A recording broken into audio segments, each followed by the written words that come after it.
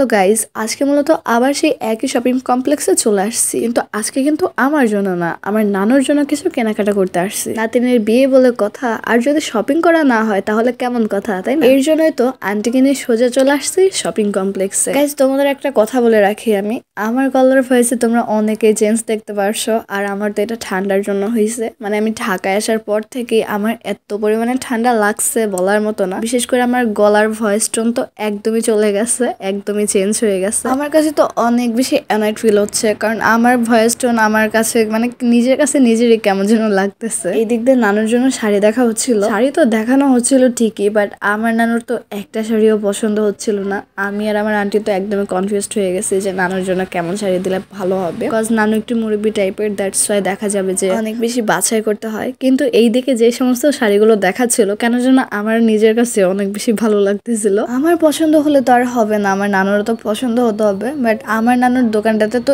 কিছুই পছন্দ হচ্ছিল না। এই জন্য আমরা আবার অন্য দোকানে চলে আসছি। এই দোকানেও তো একটা রেখে একটা শাড়ি বের করা হচ্ছিল, বাট আমার নানুর কোনোটাই পছন্দ হচ্ছিল না। এরপরে আমি ভাবলাম যে কেননা আমি চুজ করে দিই, কজ আমি যেটা চুজ করবো ওইটা আমার নানুর পছন্দ হবে। আর এরপরে তো আমি এই মিষ্টি মিষ্টি কালারের একটা শাড়ি চুজ করছি, যেটা অনেক বেশি প্রিটি লাগতেছিল। আর আমার নানু যেহেতু শ্যাম বর্ণের, সো এগুলো একটু ভালো লাগবে। আমার চয়েস অনুযায়ী যে শাড়িটা বের করা হয়েছে, এটা তো সিরিয়াসলি আমার নানুরও অনেক বেশি পছন্দ হয়ে গেছে। আমার নানু তো আমাকে বলতেছিল যে আমার বোনের চয়েস আছে ভালো, আমার বোনের চয়েস আছে ভালো। যাই হোক, আমি তো অনেক বেশি খুশি হয়ে গেছি, কারণ 2 থেকে 3টা দোকান ঘোরার পরে অবশেষে আমার নানুর পছন্দ মতো একটা শাড়ি হয়েছে। আর শাড়িটা দেখতেও যেমন সুন্দর, আর শাড়িটার কাপড়টাও তেমন অনেক বেশি ভালো। আর এর মধ্যেই তো আমার নানুর তার নাতির বিয়ের মধ্যে যে শাড়িটা পরবে সেটা একদম ফাইনাল করা হয়ে গেল। গাইস, আমাদের সবার কাছে তো পছন্দ হলো, এখন তোমাদের কাছে কেমন লাগছে এটা কিন্তু অবশ্যই কমেন্ট করে জানিয়ে দিবা। কমেন্ট করতে একদমই ভুলবা না। এইদিকে আমার আন্টি শাড়ির টাকাটা পেমেন্ট করে দিচ্ছিল। আন্টির তো অনেক বেশি কষ্ট হচ্ছিল, কারণ ছোট একটা বেবি ছিল আন্টির কোলের মধ্যে। সত্য কথা বলতে কি, ছোট বেবিদের নিয়ে শপিং করা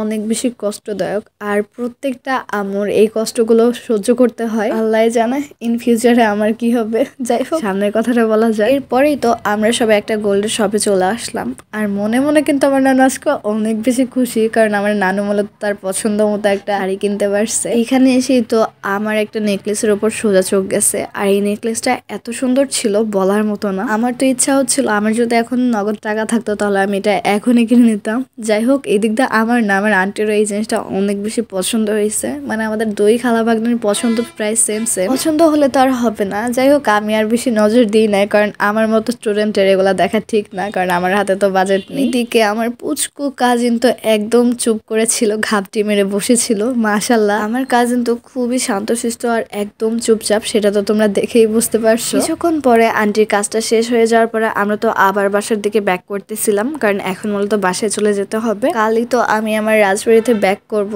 আমি তো অনেক বেশি মিস করতেছি আমার জেলাকে। যত যাই হোক, নিজ জেলা নিজ বাড়ি অন্যরকম একটা মায়া কাজ করে। বাসায় যাব, এর জন্যই তো সব কেনাকাটা আজকে শেষ করে নিলাম। সবারই পছন্দ মতো কম বেশি কেনাকাটা হয়ে গেল। এখন মূলত একদম নিশ্চিন্তে আমি বাসায় যেতে পারবো, আর কোনো আফসোস থাকবে না আমার। এইদিকে আমার পুচকু কাজিনদের জন্য তো আবার কিছু কেনাকাটা করতে হলো, কারণ ওদেরও তো কিছু লাগবে, তাই না? শুধু বড়দের কিনলে আর হবে না। এইদিকে বাসায় এসে দেখি আমার আরেকটা কাজিন, মানে আমার আন্টির বড় ছেলে, সে তো একদম ব্লেজার পরে একদম রেডি। মানে সে মূলত আমার ভাইয়ের বিয়েতে এমন একটা সাজ দিবে। যে কোনো অনুষ্ঠানে অ্যাটেন্ড করতে গেলে মূলত এমনই হয়, সবারই এরকম অনেক বেশি কেনাকাটা করতে হয়। মানে যাদের বাসা অনুষ্ঠান তাদের থেকে দেখা যায় যারা যাবে তাদের বেশি খরচ হয়। যাই হোক গাইস, আজকের ভিডিওটা আমি এখানেই শেষ করতেছি। আশা করি তোমাদের সবার কাছেই ভালো লাগবে। অপেক্ষা করো আমার নেক্সট একটা ব্লগের জন্য। সো গাইস, আজ এসে কাল দেখা হবে। আল্লাহ হাফেজ, বাই বাই।